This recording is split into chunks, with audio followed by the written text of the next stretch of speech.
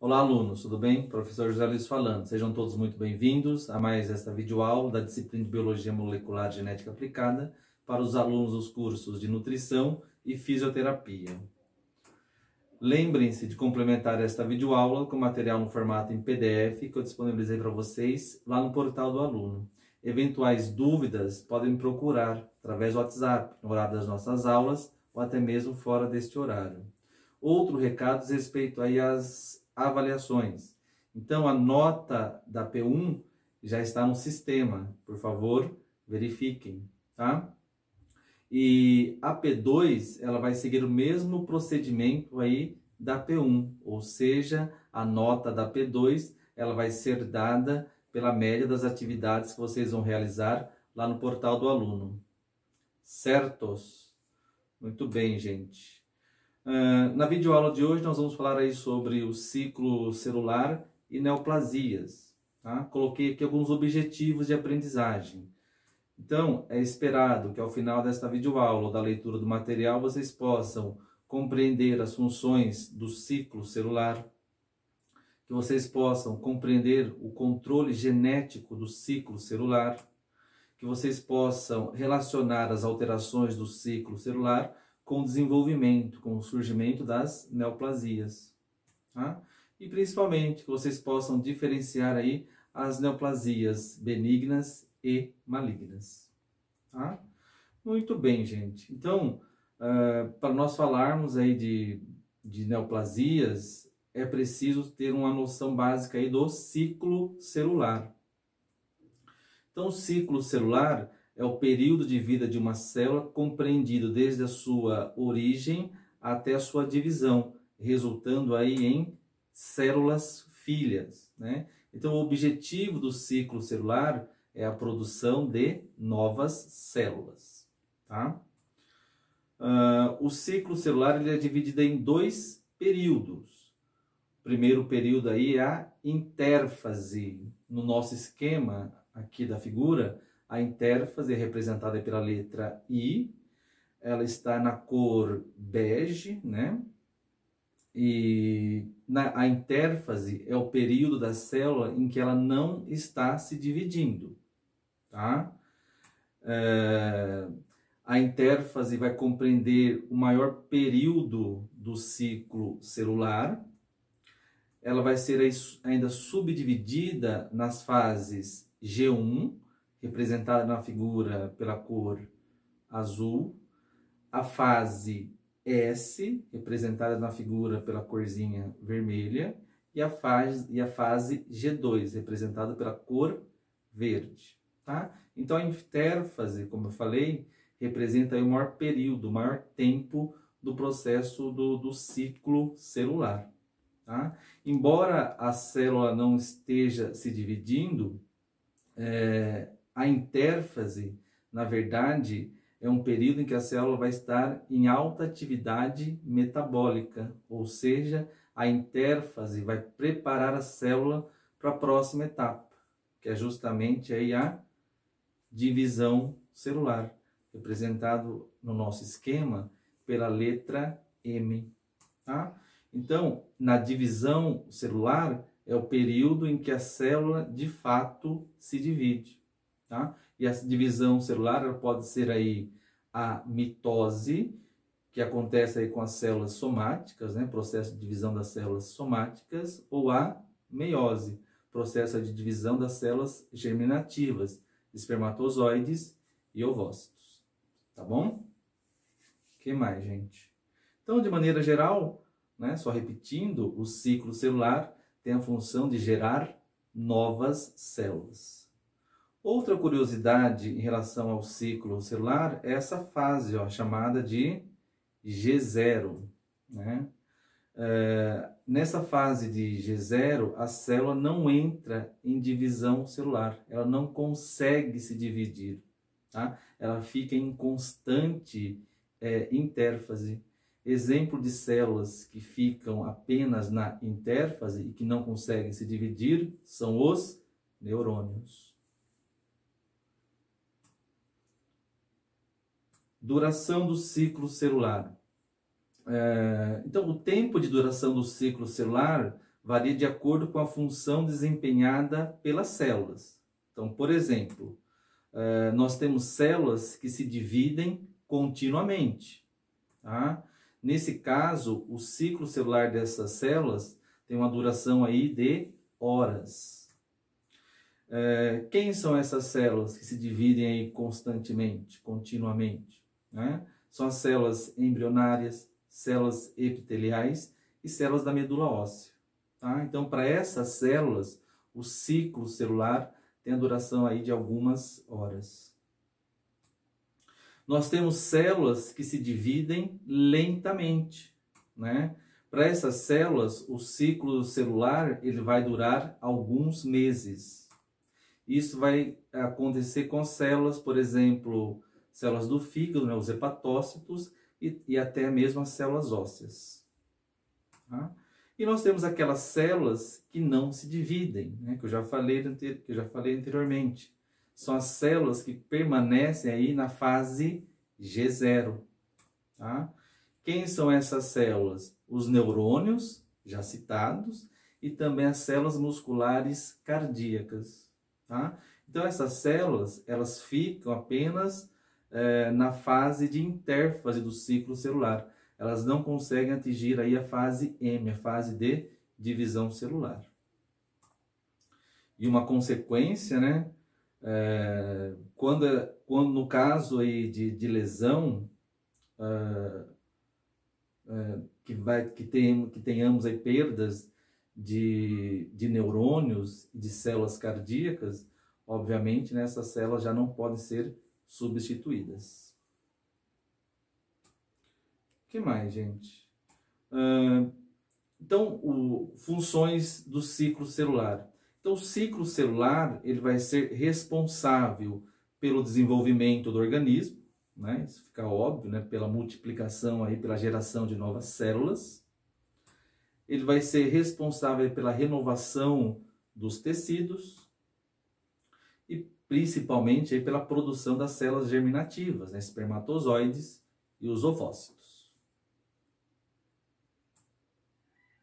E como nós estamos na disciplina aí de biologia molecular e genética, então nós temos genes específicos que vão controlar aí toda a atividade do ciclo celular.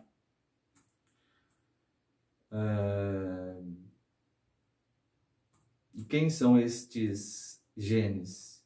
Então nós temos aí basicamente duas classes de genes.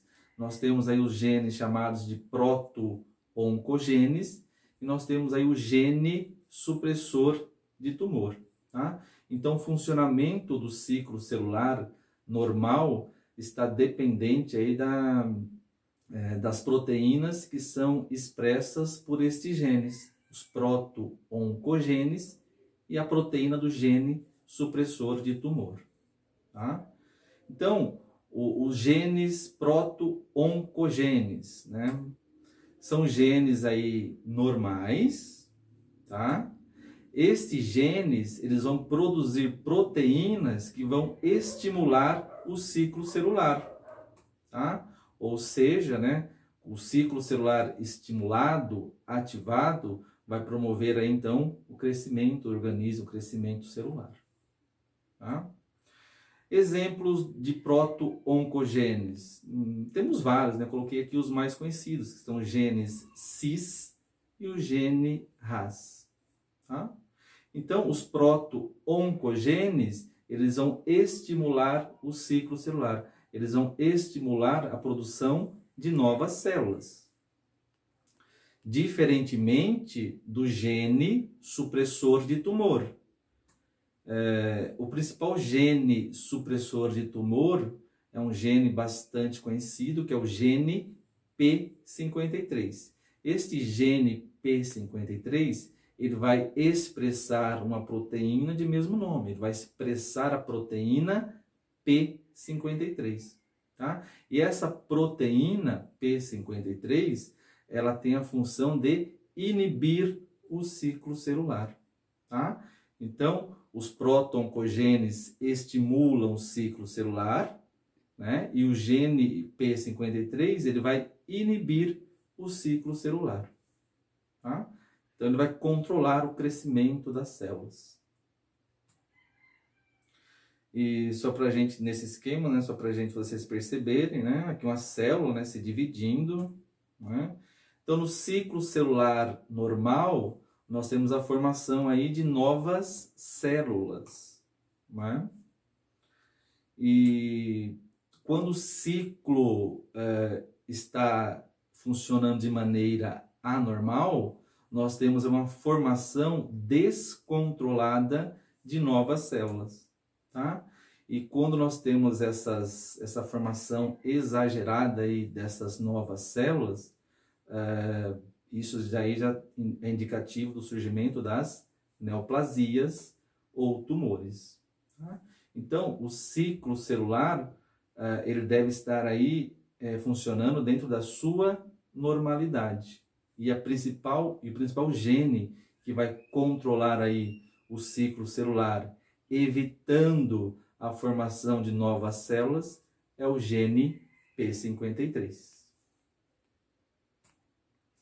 Muito bem. O que mais?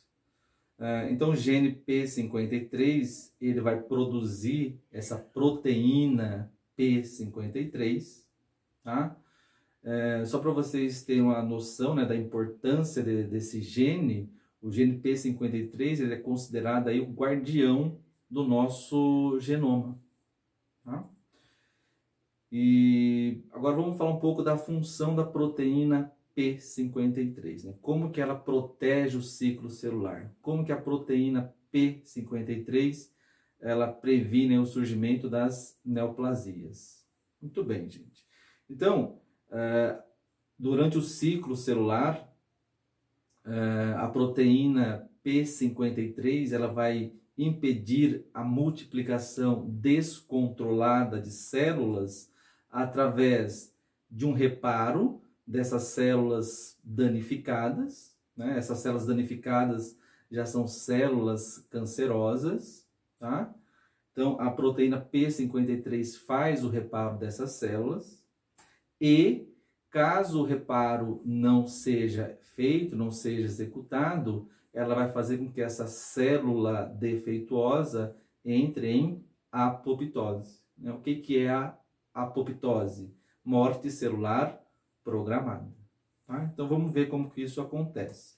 Então, aqui no nosso esquema, nós temos aí uma célula anormal, tá? Por algum motivo ainda não conhecido, quando essa célula, durante a divisão dessa célula, ela pode gerar aí uma célula já defeituosa, uma célula cancerosa.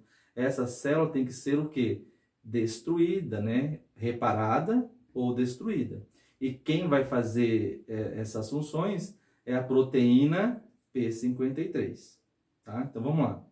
Uma célula normal deu origem aí, durante a sua divisão celular, a uma célula defeituosa. Tá?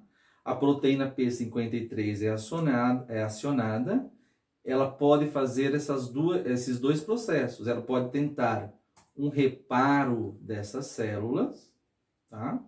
E caso ocorra o reparo, essa célula vai ter aí a sua vida, né, normal. Ou, caso esse reparo não seja feito de maneira adequada, ou não seja possível, a proteína P53 vai induzir essa célula defeituosa a entrar em apoptose, que é a morte celular programada. Então, através desses mecanismos, a proteína P53, ela mantém a nossa integridade, mantém a integridade aí do nosso genoma, das nossas células. Certos? Muito bem.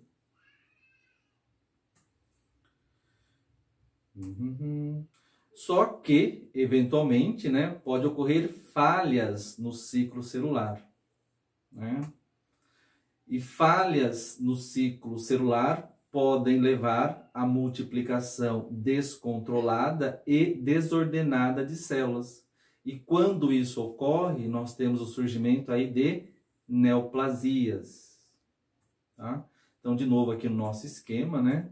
No primeiro desenho aqui, o ciclo celular funcionando de maneira normal, e aqui, né, o ciclo celular já funcionando de maneira anormal, produzindo, né, de maneira descontrolada aí, novas células. Tá? Então, quando isso ocorre, nós temos o surgimento das neoplasias.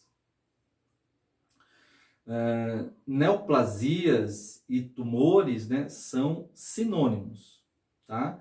E designam uma grande proliferação celular. E outro detalhe, né, que essas células novas, elas não apresentam nenhum tipo de função fisiológica.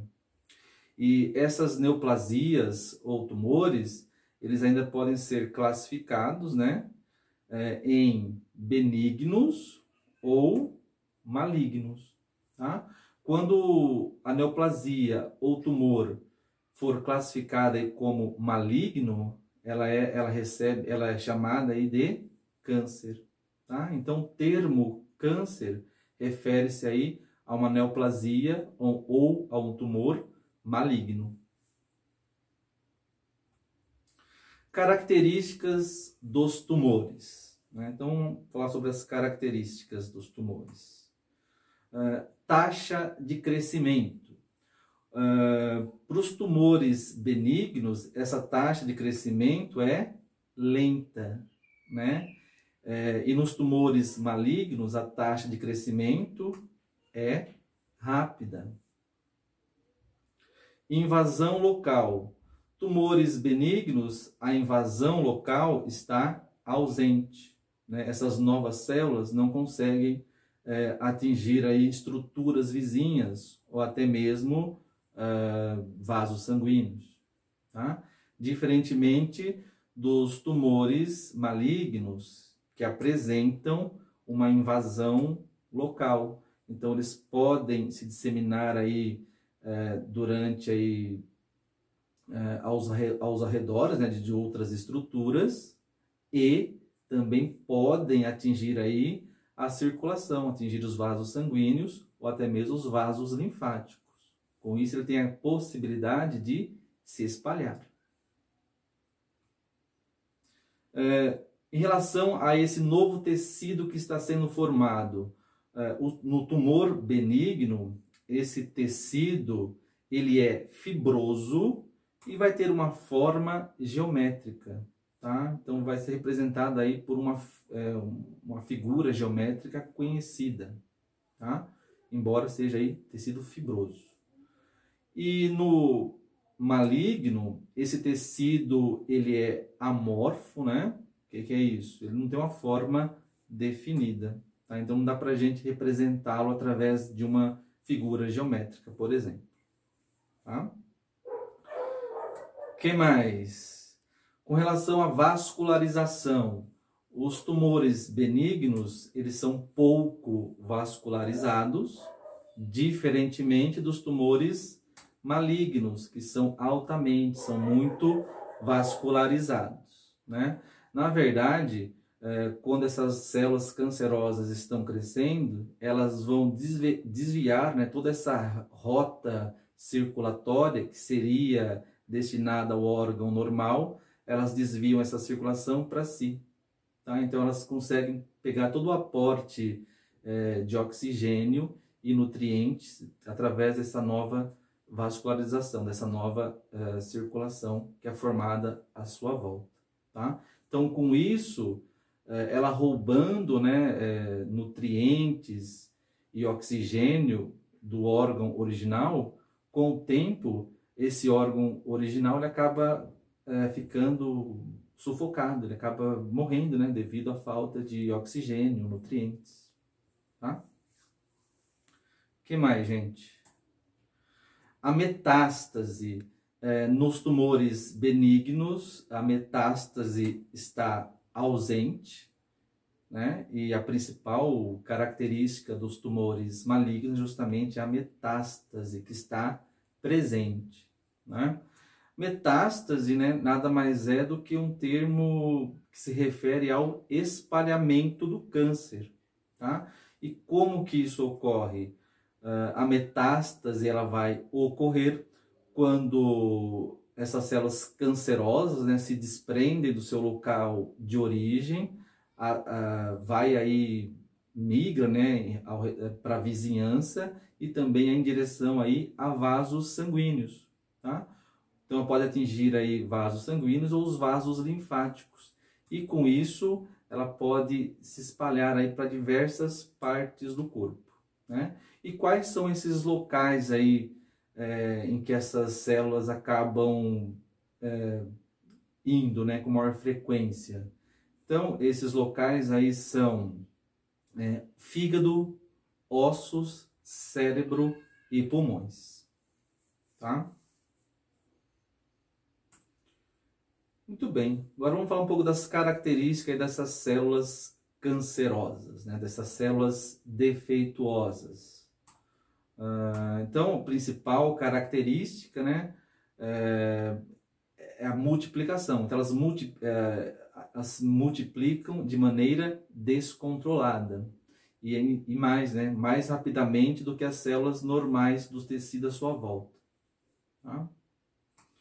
Outra característica, essas células cancerosas geralmente têm a capacidade para formar aí novos vasos sanguíneos, né? Como eu falei, elas desviam, né? Elas criam toda uma nova rota vascular aí para satisfazer as suas próprias necessidades, deixando o órgão original aí sem esses recursos de nutrientes, de oxigênio, tá? E com isso, né, elas se multiplicam e crescem também de maneira aí descontrolada. Outra característica, essas células cancerosas, elas também adquirem a capacidade de se desprender, né? Como já foi falado aqui. Então elas têm essa capacidade de se desprender, indo aí para outros locais, tá? É o que nós chamamos aí de metástase.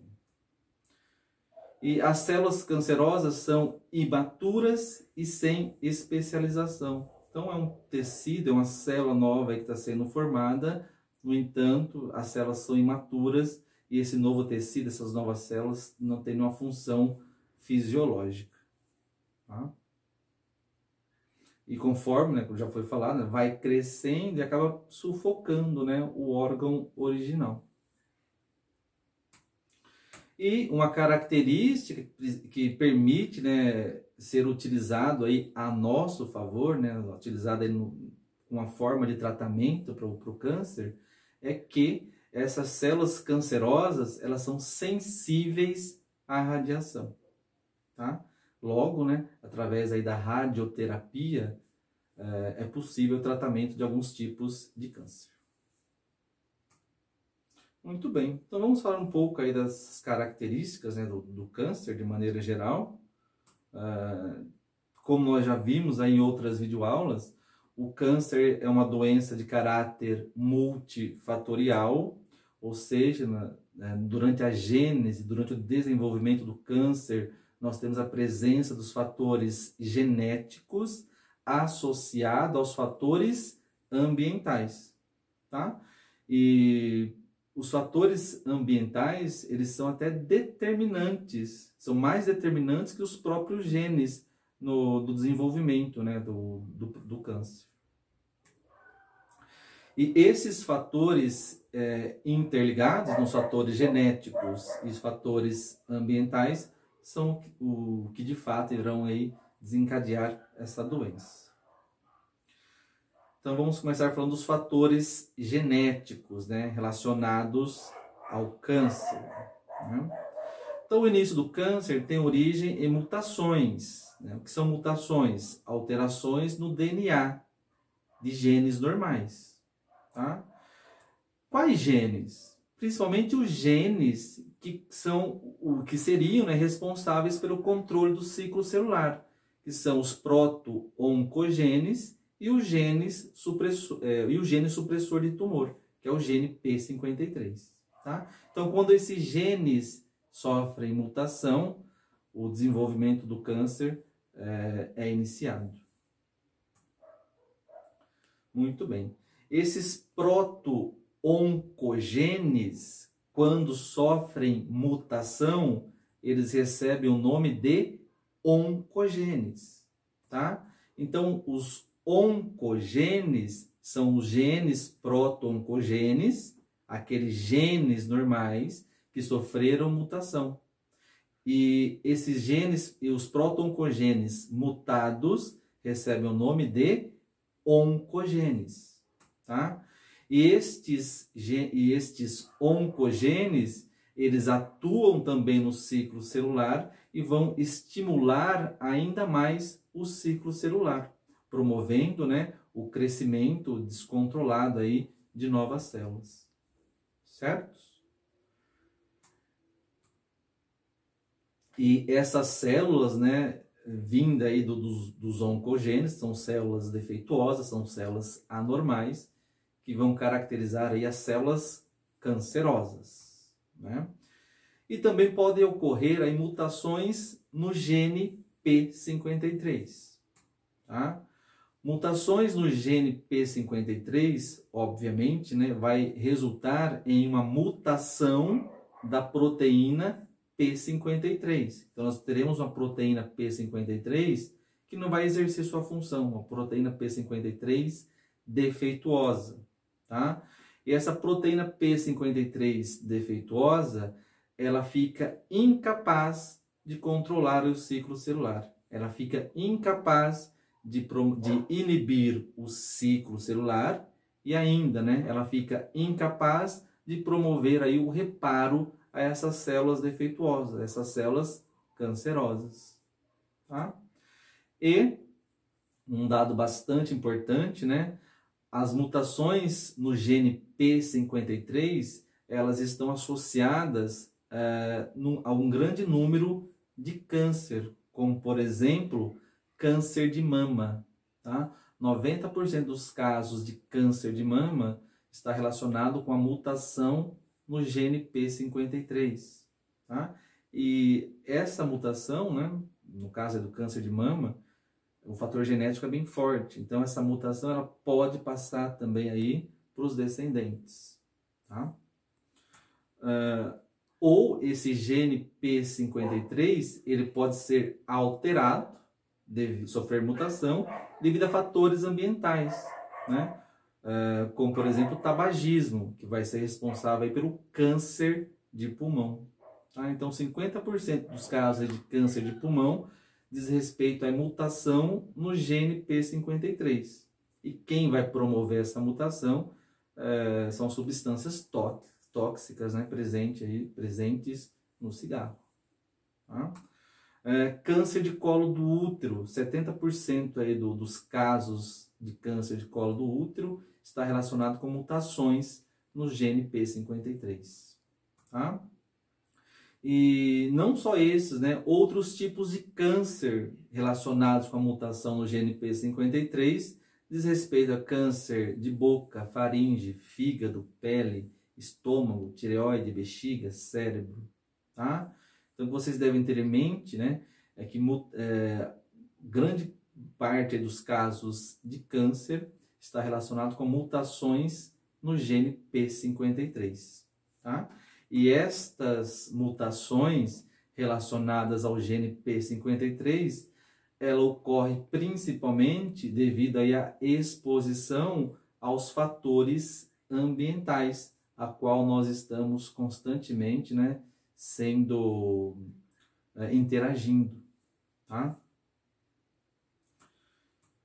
Então, o ser humano está exposto no seu dia a dia a inúmeros agentes ambientais, né? Esses agentes ambientais são divididos em agentes biológicos, físicos e químicos, tá? E estes agentes ambientais, esses fatores ambientais, eles promovem, né, como já foi falado, mutações, alterações no gene P53. Tá? Muito bem. E estes agentes, né, ambientais também são chamados de mutagênicos ou carcinógenos. Eles podem ser divididos em agentes biológicos, né? Como, por exemplo, vírus. Né? Então, por exemplo, o HPV, o papiloma vírus humano, ele está relacionado com o desenvolvimento do câncer de colo do útero. Vírus da hepatite B e C está relacionado com câncer de fígado. Tá? Vírus Epstein-Barr está relacionado com câncer no sistema linfático. E bactérias e vermes também, tá? São agentes biológicos que podem desencadear aí alguns tipos de câncer, como por exemplo a bactéria H. pylori, que é fortemente aí relacionada com câncer do estômago, tá? E alguns tipos de vermes da classe dos plateumintos que podem provocar aí câncer no sistema urinário, tá? Esses agentes também podem ser aí agentes físicos, né? Diz respeito aí a radiações que nós recebemos, tá? Essas radiações podem ser do tipo ionizante, presentes aí em raio-x, principalmente, né? Em outros contextos, essas radiações também podem vir aí dos elementos radioativos, né? São as radiações alfa, beta e gama, tá? E essas radiações também podem vir aí dos raios solares, né? Que são os raios ultravioletas. Então a exposição a essas radiações, elas alteram, né, de maneira direta o nosso DNA, né? E quando o gene P53 aí é atingido, nós temos desenvolvimento de vários tipos de câncer. E também nós temos aí os agentes químicos, né, presentes aí no nosso ambiente, né, através aí dos hábitos sociais, hábitos alimentares e até mesmo aí situações ocupacionais, tá? Esses agentes químicos estão presentes aí no tabaco, né? Então, o tabagismo é um exemplo aí de agente químico que pode desencadear o câncer, assim como o uso abusivo de álcool e até mesmo aí a poluição, tá? E a própria dieta, né? A ingestão excessiva aí de certos tipos de alimentos, né? Podem causar aí diferentes tipos de câncer ao longo do sistema digestório, tá? E o próprio uso excessivo, abusivo de certos medicamentos também podem causar alguns tipos de câncer, principalmente câncer no fígado. Muito bem. Em relação ao tratamento do câncer, né, nós temos alguns procedimentos, né, como por exemplo o cirúrgico, né, que vai ser dado aí pela remoção do tumor, né? E outras formas de tratamento, nós temos aí a radioterapia, que é um tratamento aí local que vai utilizar feixes de radiação ionizante, né? Lembra que a gente citou que as células cancerosas, elas são sensíveis a radiações, tá? Então a radioterapia, através desse feixe aí, dessa radiação ionizante, é capaz de destruir essas células cancerosas. Características da radioterapia é que ela apresenta uma ação localizada e principalmente não afeta as outras células, tá? E outra modalidade de tratamento diz respeito aí à famosa quimioterapia, né? É um tratamento onde se utiliza um conjunto de medicamentos, tá? E qual que é a função desses medicamentos? Então, são vários medicamentos, mas o que eles vão apresentar aí de comum é que eles vão interagir lá no ciclo celular. E, obviamente, né, agindo no ciclo celular, vai interromper aí o seu funcionamento, vai impedir a multiplicação aí de células. Só que a quimioterapia...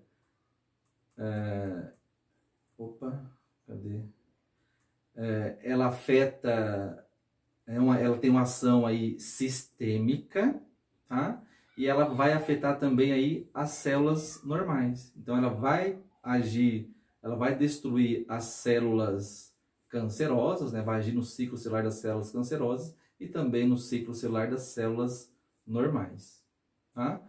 E só para a gente continuar, né? A quimioterapia, ela é utilizada para retardar aí a progressão da doença, para facilitar aí a remoção cirúrgica do tumor, e ela vai também contribuir para que a doença não volte a surgir após a cirurgia. Certos? Muito bem, gente. Então é isso, gente. Tem questões lá no portal do aluno. Por favor, façam. Tá? Boa noite.